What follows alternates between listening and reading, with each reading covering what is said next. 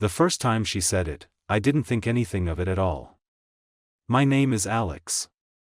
I was standing in our bedroom doorway on a Thursday night in early spring, watching my wife apply a second coat of lipstick she didn't usually bother with for a girls' night, when she caught my eye in the mirror and said, almost cheerfully, "Don't wait up."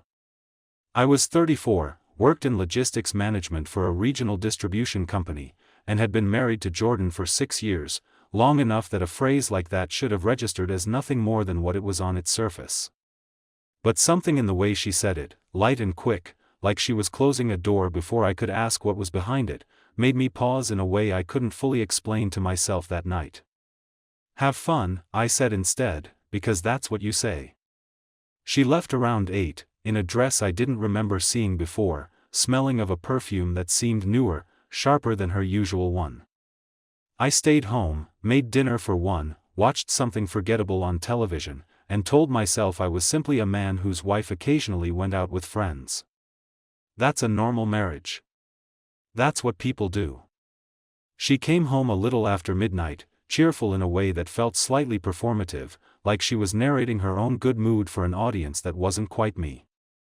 I want to tell you a little about who I was before that night, because the man standing in that doorway wasn't someone who went looking for trouble.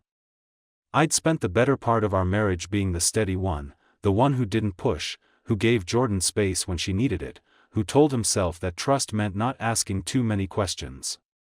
We'd met in our late 20s, married after 2 years of dating, and built a life that had always felt, at least from where I stood, comfortably solid. No children yet, we'd talked about it, vaguely, the way people talk about renovations they'll get to eventually. Over the past year, though, I'd started to notice Jordan had become harder to reach in small ways I couldn't quite name. Distracted during dinner. Quicker to end conversations. The kind of emotional distance that doesn't announce itself with a single dramatic moment, it just accumulates, quietly, until one day you realize you've been living next to someone instead of with them. "Don't wait up" became a phrase I heard more and more over the following weeks. Once a week became twice. Girls' nights turned into work things, turned into evenings where she simply said she needed some air and didn't specify where the air was coming from, or where it might lead her.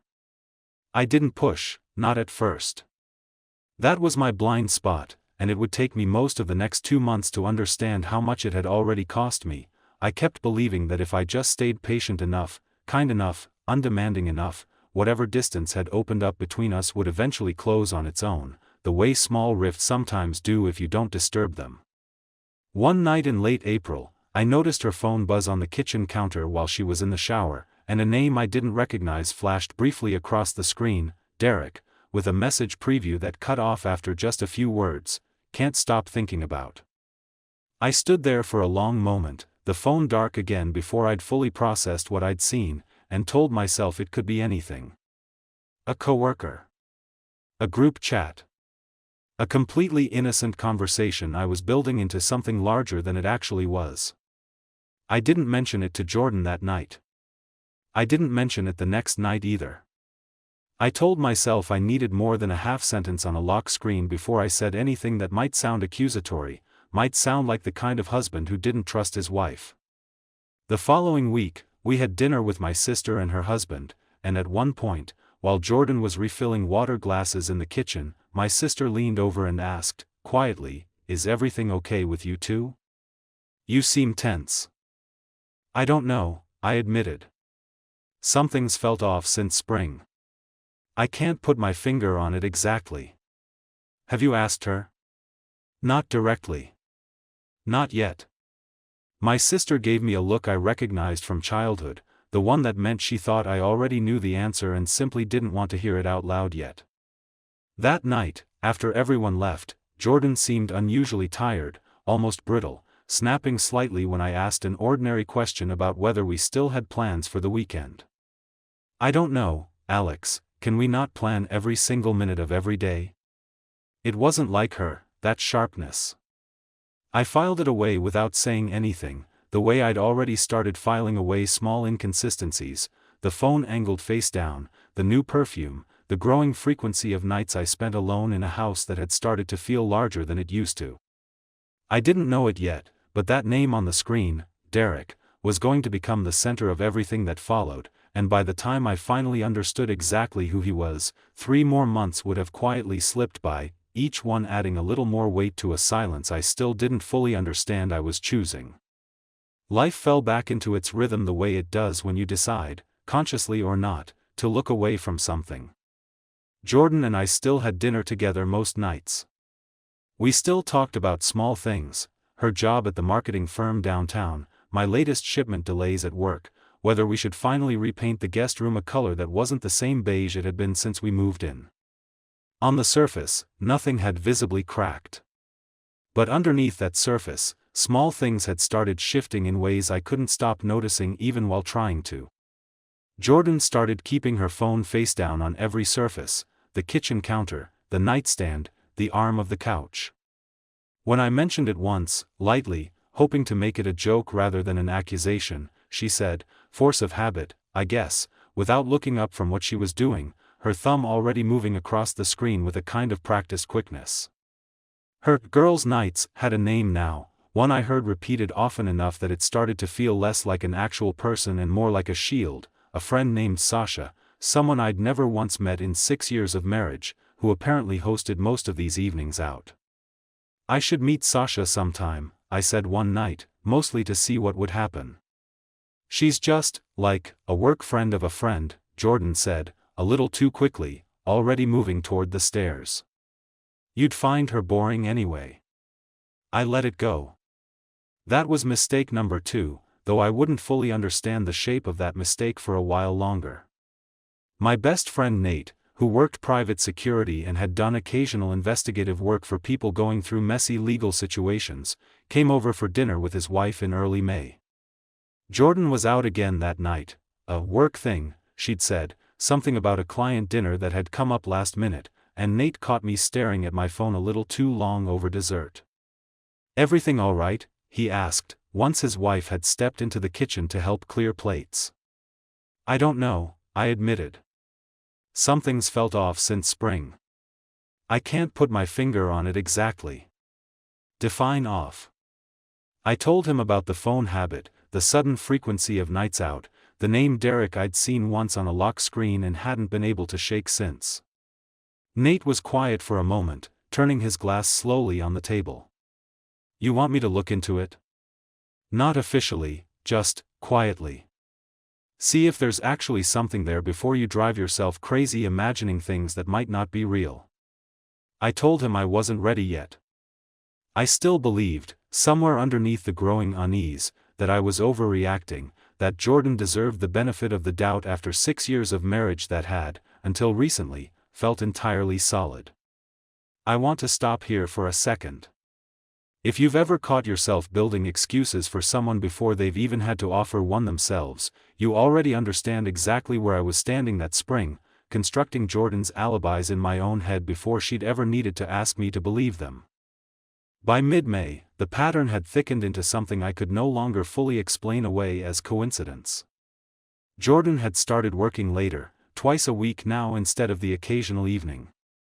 She'd stopped inviting me to the after-work drinks her office used to host, something she'd always mentioned casually before, in passing, the kind of detail you share with someone by habit rather than intention. One Tuesday, I found a receipt in her coat pocket while looking for a parking stub, a coffee shop I didn't recognize, 2 drinks, time-stamped at 10:40 in the morning, an hour she should have been at her desk. "Coffee run with a coworker," she said when I asked, folding laundry with her back half turned toward me. "We do it sometimes when things are slow."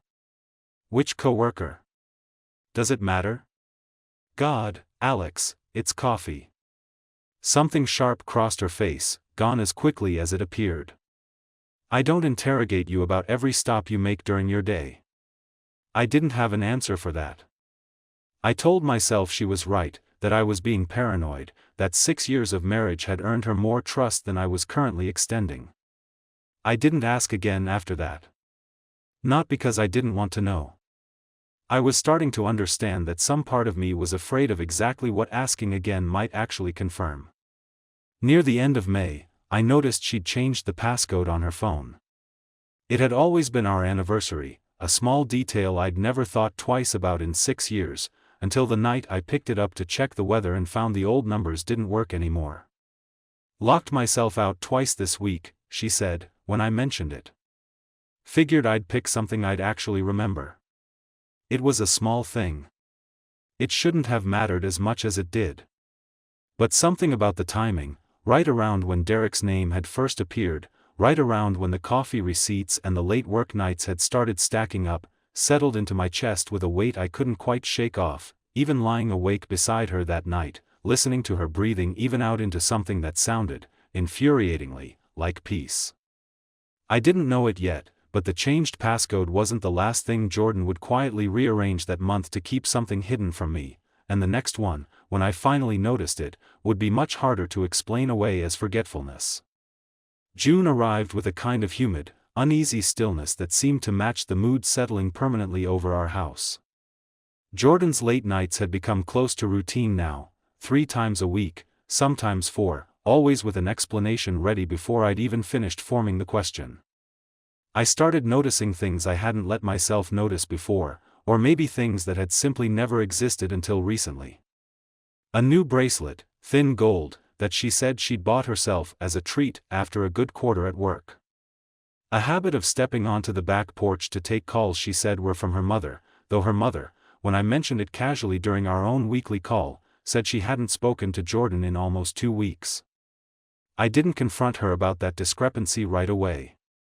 I sat with it instead, the way you sit with a splinter you know is there but haven't worked up the nerve to dig out yet. My sister called midweek, careful in her tone.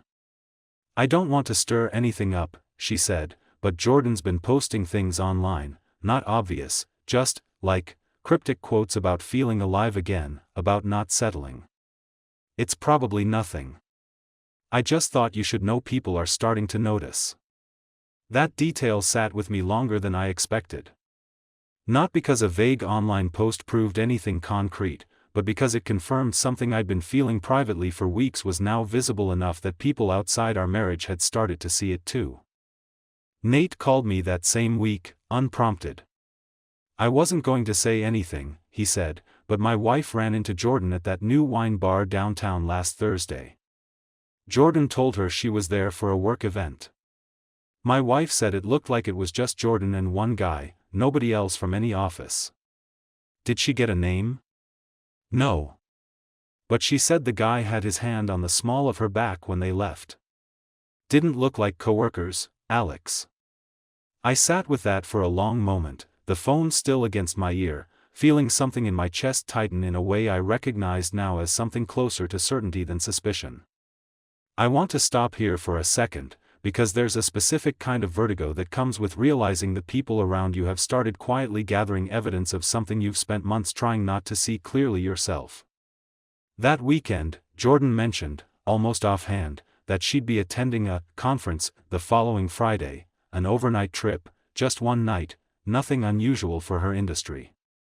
I asked which conference, and she named one I recognized, a real event, which somehow made the lie feel more elaborate than if she'd invented something from nothing. I checked, quietly, later that week, and found the conference did exist, but a call to the registration desk, made under the pretense of confirming a colleague's attendance, told me Jordan's name wasn't on any list. Something shifted in me that afternoon, sitting in my car in the office parking lot with my phone still warm against my ear. I wasn't confused anymore. I was gathering proof of something I already understood to be true, and some part of me recognized that once I had that proof in hand, there wouldn't be a version of my marriage left to go back to. I called Nate that evening and told him I was ready. "I need to actually know," I said. "Not guess anymore." "No. Give me 2 weeks," he said. "I'll be careful. I'll get you something real, not just a feeling." While Nate got to work, I kept my own quiet log, dates, times, the coffee receipt, the changed passcode, the conference that didn't have her name on it. I didn't show Jordan any of it. I didn't want her adjusting her behavior before I had something undeniable in hand. The following Tuesday, Jordan left her laptop open on the kitchen table while she showered, an old habit from earlier in our marriage that had somehow survived the changed phone passcode and the newly locked phone screen. A message thread was visible in the corner of the screen, a name I now recognized instantly, Derek. The messages scrolling with an easy, flirtatious rhythm I understood immediately wasn't professional in any sense of the word. I read 3 lines before I heard the water shut off upstairs, and closed the laptop exactly the way I'd found it, my hands not quite steady. I realized something uncomfortable in that moment, standing alone in my own kitchen, that I wasn't afraid of finding proof anymore. I was afraid of what I'd have to do once I actually had it. I didn't say anything to Jordan that night. I didn't know it yet, but the messages I'd glimpsed on that laptop screen were only a fraction of what Nate's investigation would eventually confirm, and the man behind the name Derek was about to become far more real to me than a few lines of text on a stranger's screen. Nate called 11 days later, his voice carrying a careful neutrality I'd come to recognize as his way of delivering bad news without letting emotion get ahead of the facts. "I have something," he said. "You should probably sit down for this." We met at his office that evening, a small space above a strip mall he used for his security consulting work. He slid a folder across the desk, photographs, timestamps, a name. "Derek Whitfield," Nate said. 36, works in commercial real estate, married. I followed Jordan on 3 separate occasions over the past week and a half. 2 coffee meetings, both at that same shop you found the receipt from. And Friday night, the conference night, she met him at a hotel 2 exits off the highway. Checked in around 7. Didn't leave until almost 11 the next morning.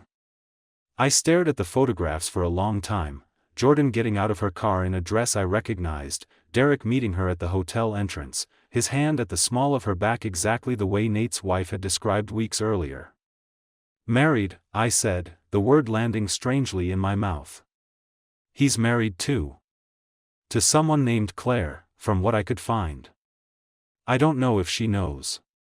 That detail sat uncomfortably with me, another person, somewhere across the city, potentially as blind to this as I'd been for months. I remember how something tightened in my chest looking at those photographs, not shock exactly, because some part of me had stopped being surprised weeks earlier, but a kind of exhausted recognition, like finally seeing clearly a shape I'd been squinting at in the dark for months. I called a lawyer that same week, a careful, no-nonsense woman who told me plainly what Nate had already implied. "Document everything," she said. "Don't confront her yet. Once you confront her, she has time to build a counter-narrative, delete messages, get her story straight. Let me see the full picture first. Then we move deliberately." I spent the following week quietly reviewing our finances more closely than I ever had before, and found a few small charges I hadn't questioned until now, a florist delivery I didn't remember ordering, a charge from the same hotel Nate had already photographed, dated back nearly 2 months earlier, well before I'd even noticed the changed passcode. 2 months. This hadn't started with the conference. It had started well before I'd caught even the first hint of it. My sister's earlier comment about Jordan's cryptic online posts came back to me that week, along with something new, a comment left under one of those posts, from an account with no profile picture, that simply read, "You deserve to feel this way. Don't let anyone make you feel guilty for it."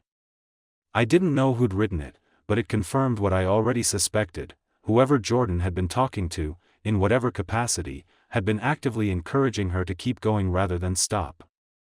Nate followed up with one more piece of information the following Monday, delivered carefully, like he understood exactly how much weight it would carry. "Derek's wife, Claire, I think she might already suspect something. I found a comment she left on one of Jordan's old posts a while back, something a little pointed. If she doesn't know yet, she's close." I sat with that for a long moment. There was a strange, quiet comfort in knowing I wasn't the only person somewhere in this story who might be standing at the edge of the same realization. Looking back now, I understand that the 2 months of silence I'd kept, waiting, gathering, refusing to say anything to Jordan while I built a case against my own marriage, wasn't cowardice exactly. It was the only way I knew how to survive the process of finding out something this large without breaking entirely before I'd even confirmed it. By the following weekend, Jordan's late nights had continued uninterrupted, her explanations arriving as smoothly and quickly as ever: a work deadline, a girls' night with the elusive Sasha, another conference she claimed was local and didn't require an overnight stay this time. I said nothing. I let her believe the silence meant I hadn't noticed anything, when in truth I'd never noticed more clearly in my entire life. I met with my lawyer one final time before deciding to confront Jordan directly. She walked me through what the folder Nate had assembled would mean legally: clear grounds, clean documentation, nothing Jordan could later dispute without contradicting photographic evidence and financial records that spoke for themselves. "Are you ready?" my lawyer asked.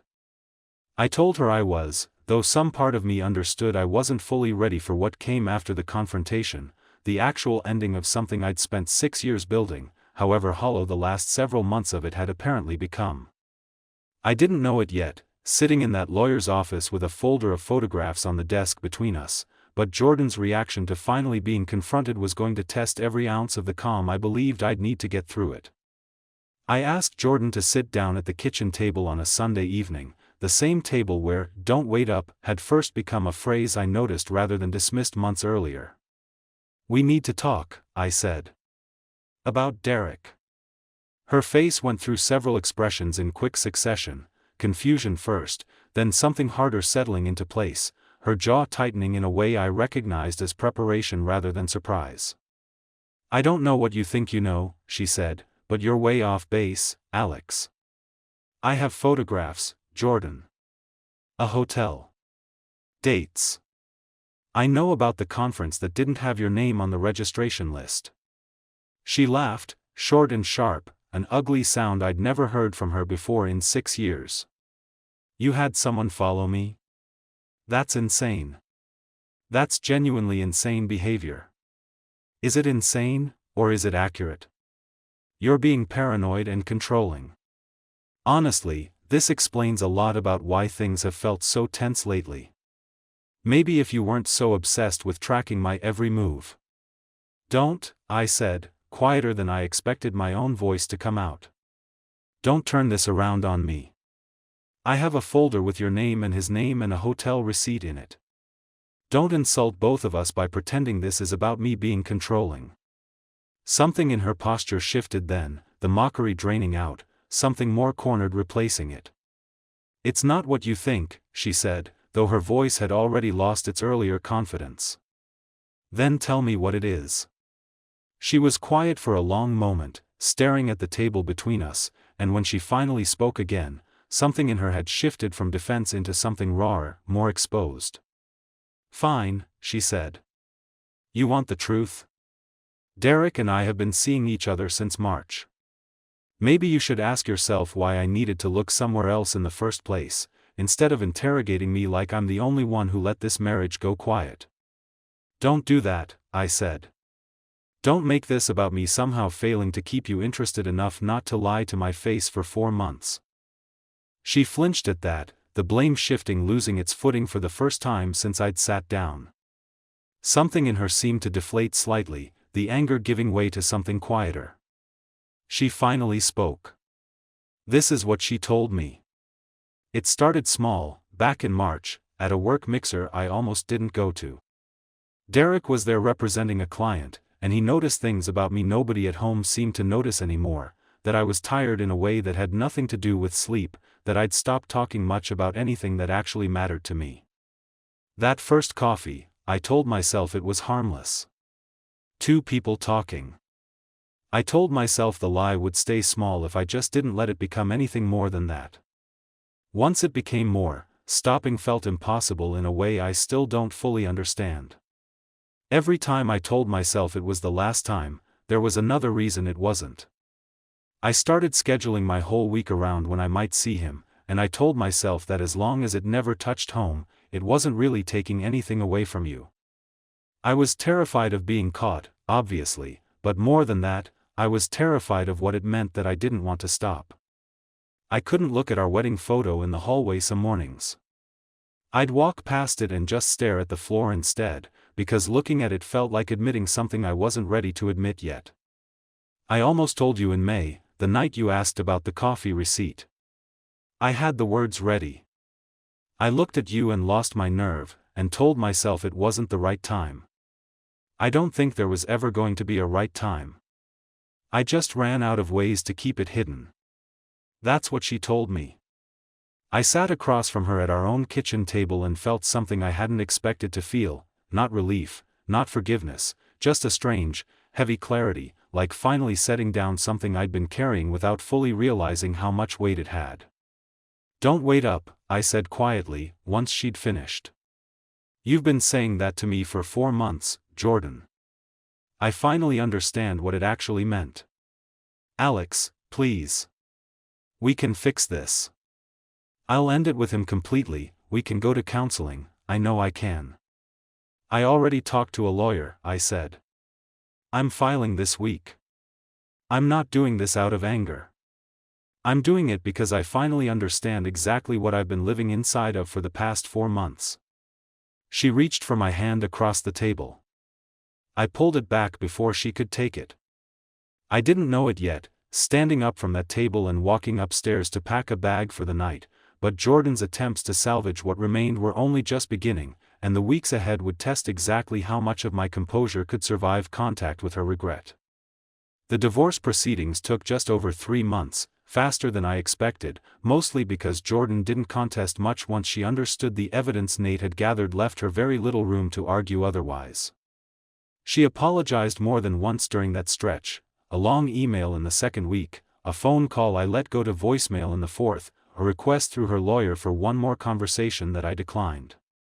Each attempt carried the same shape: regret, a plea for another chance, an offer of therapy that arrived roughly 6 weeks too late to mean what it might have meant in March. Derek's situation, as it turned out, unraveled on its own timeline. Claire, his wife, filed for divorce herself within a month of everything coming to light. Apparently the comment I'd seen online, along with a conversation Nate quietly helped facilitate between the two of us, had been enough to confirm what she'd already begun suspecting. I never learned much more about Derek beyond his name and the photographs in that folder, and I found, somewhat to my own surprise, that I didn't particularly want to. My sister, once everything was finalized, told me she'd suspected something for weeks before that dinner where she'd first asked if everything was okay. I didn't want to be the one to say it outright, she admitted. I kept hoping I was wrong. "You weren't," I said. "But I appreciate that you didn't push it before I was ready to hear it." Nate never asked for anything beyond covering his expenses, though I bought him dinner more times that summer than I could count, a small, inadequate way of thanking a friend who'd spent weeks quietly confirming something neither of us had wanted to be true. I understand something now that I didn't during those months of noticing without asking, that the silence I kept wasn't really protecting the marriage. It was only protecting me, a little longer, from having to admit what I already knew. I moved into a smaller apartment across town that summer, quieter, entirely mine. I started running again, something I'd let go of years earlier, and found there was a specific clarity in it: long, uncomplicated miles with nothing to manage but my own breathing. I met Claire, briefly, at a mutual friend's gathering months later, an odd kind of camaraderie between two people who'd unknowingly shared the same betrayal from opposite ends of it.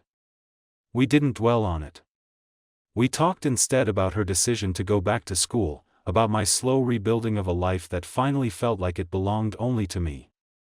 I started seeing someone new that fall, a woman named Claire, no relation, a different Claire entirely, someone I met through a mutual coworker, slowly, carefully, without the urgency to fill a space too quickly. "You don't have to be ready for anything," she told me early on, when I admitted some of what the past year had been. "Just be honest about where you actually are." It was, I realized, exactly the thing I'd needed to hear.